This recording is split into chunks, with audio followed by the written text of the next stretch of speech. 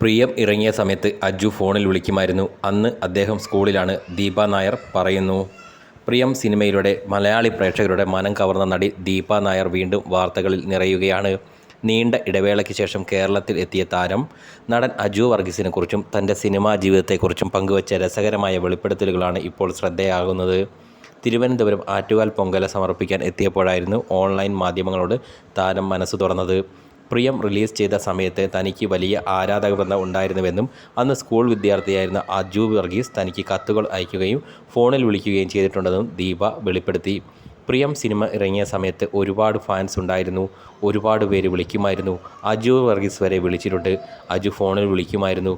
ഞാൻ അജുവിനോട് സംസാരിച്ചിട്ടുണ്ട്. അജു ആ സമയത്ത് ചെറുതാണ്.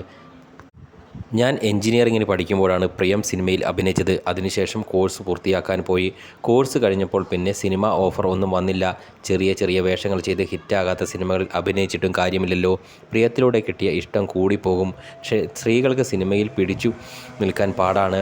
പിന്നീട് വിവാഹം കഴിഞ്ഞു. ഇപ്പോൾ ഭർത്താവും കുട്ടികളുമായി ഓസ്ട്രേലിയയിൽ ആണ് താമസം. ദീപ നായർ പറഞ്ഞു.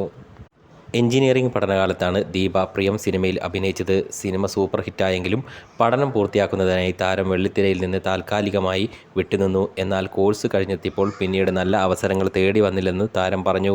അഭിനയത്തിലേക്ക് മടങ്ങി വരാത്തതിനാൽ നിരാശയില്ലെന്നും ആ സമയത്ത് പഠനത്തിനായിരുന്നു താൻ മുൻഗണന നൽകിയതെന്നും ദീപ കൂട്ടിച്ചേർത്തു.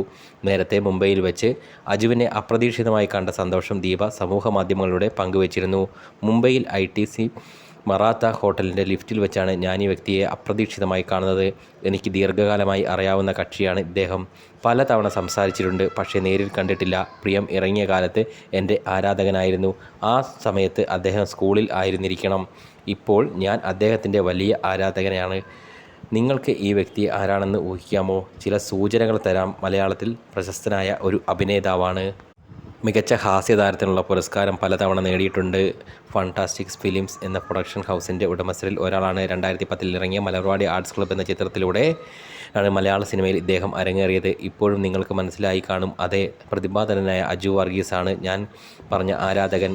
ഈ കൂടിക്കാഴ്ചയുടെ രസം എന്താണെന്ന് വെച്ചാൽ അജുവാണ് എന്നെ ആദ്യം തിരിച്ചറിഞ്ഞത്. ഞാൻ ആളെ തിരിച്ചറിയുന്നതിന് മുൻപേ അജു എന്നെ മനസ്സിലാക്കി. നന്ദി അജു, എന്നെ തിരിച്ചറിഞ്ഞതിന്. മറ്റൊരു സമയത്ത് നമുക്ക് ഇനിയും കാണാം.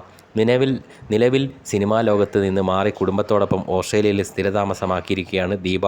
ഭർത്താവിനും കുട്ടികൾക്കുമൊപ്പം രസകരമായ കുടുംബജീവിതം നയിക്കുന്ന താരം വർഷങ്ങൾക്കിപ്പുറവും മലയാളി പ്രേക്ഷകർ തന്നെ തിരിച്ചറിയുന്നതിലും സ്നേഹിക്കുന്നതിലും വലിയ സന്തോഷമുണ്ടെന്ന് അറിയിച്ചു. ആറ്റുകാലമ്മയ്ക്ക് പൊങ്കാല സമർപ്പിക്കാനായി എത്തിയ ദീപയുടെ ചിത്രങ്ങളും വീഡിയോകളും ഇതിനോടകം തന്നെ ആരാധകർ ഏറ്റെടുത്തു കഴിഞ്ഞിരിക്കുന്നു.